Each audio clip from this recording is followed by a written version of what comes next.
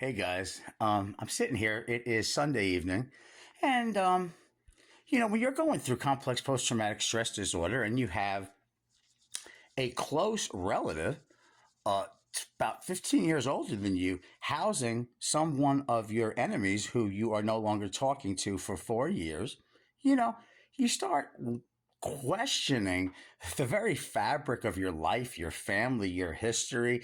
Did she really love me? How could she replace me? All people that deal with these covert narcissists are going to go through this. Once you find out that this covert narcissist is the wolf in that sheep's clothing, it's way harder to wrap your head around these covert narcissists than a typical overt narcissist, somebody that's going to become president that pushes, all the other world leaders aside in front of everybody. Well, you know what you got. He just shoved a bunch of people out of his way to get in front of the crowd. We have that video, Donnie doing that. That's identifiable. I could see that coming a mile away. But these coverts, you don't know. They're good at it because this mask they had to develop through trauma. Not that people that don't have a personality disorder have trauma too. It's just that oftentimes, depending on how the brain is wired, I have a highly sensitive brain. There is actually a term for that. There isn't a scientific term for empath. And then we have on the internet, I'm a super hypernova Stella demon slayer empath and all this other stuff, which starts getting into narcissism again. It's like, no, you're not a super hypernova Stella Palladian starseed empath. We feel like aliens because we grow up feeling like aliens. Where a lot of us are scapegoated. I ended up living an alternative lifestyle, so I was the little sissy Nancy. I had one of my uncles calling me Nancy, squirting me with a hose at 5. A lot of narcs, a lot of toxic people growing up with. Can you imagine a 5-year-old boy walking to school and then his uncle calls him Nancy and his friends mock him? 5 years old. I've been through enough and I'm like, oh, poor Anthony. But guess what, narcissist? I've had my trauma too. Okay. So scratch my ass and call me Sally with your victim stance bullshit. Cause that's what it is. It's poor me. Well, guess what, friend down the street? Poor you. If I were you, not for me, I'm not expecting any outcome that would involve accountability, would involve integrity, would involve telling the truth, would involve not being delusional and confabulate because you don't have empathy. So because you don't have empathy, which is required for memory, you have to fill in the blanks with plausible deniability. Do me a favor. Don't apologize to me, because even that wouldn't be real if you decide that you need to apologize so you could stay here for a while. And let me tell you something else. If you need a place to go, you have an aunt and uncle that have no children and money. So go live over there. Okay? Why my aunt? I get it that she's letting you live there, but that's because you're somehow attached to me and that keeps you in that house. Okay.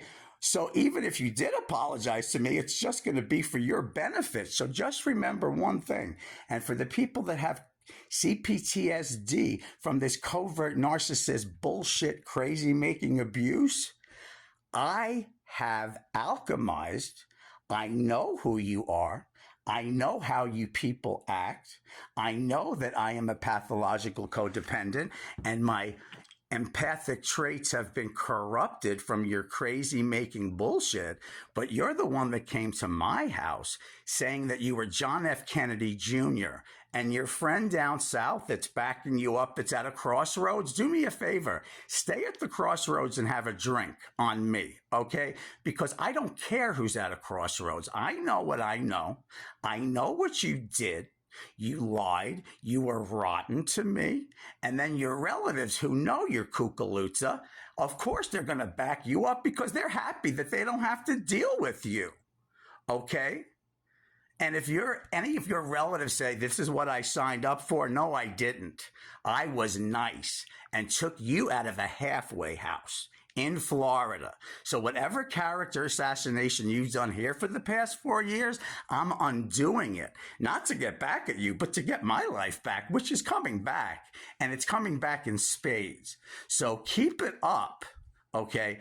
But I want people with complex post-traumatic stress disorder who's dealing with these covert narcissists to know one thing.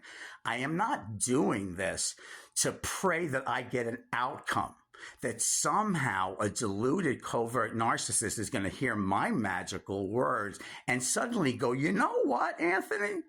I'm going to do some shadow work and I'm going to dig up every horrible, painful thing that happened with my crazy parents, okay? Okay, the ones that you worship now, okay, posthumously, well, it's easy. And I remember you telling me when I was sad about my parents getting old, you told me dead parents are easier to get along with. That's what I hear. And then the other people hear the sweet part. That's what makes covert sickening. So I'm going to write some poetry, listen to some music, and be done with this conversation. But mark my words, there's that old Anthony. He's dead. I got rid of him. So whoever you think you may be apologizing to in the future no longer exists. So that person you wanted to apologize to is gone. And this person here is a new person. And you could apologize all you want. What you have done is unconscionably unethical, mean, psychotic, sociopathic, and schizoid. Okay? So if you want to character assassinate me a little more, continue to do so. But like the bang of boomerang, it's going to come right back, which it has done. Okay? So this friendship was over 4 years ago. So whatever you told these people here to maintain your narrative and make me look crazy because they see that I'm done with the situation for 4 years, it's going to turn around, which it already has turned around. I'm not a liar, sir. Okay? One thing I don't do is lie. I tell the truth to my own disadvantage at times. So I am not a liar. And anybody in this little village that would like to ask me what happened, I will let them know. And it's not good to tell strangers that you own the house either and use that residence as a way to make yourself look better while you're talking about me living in my aunt's house.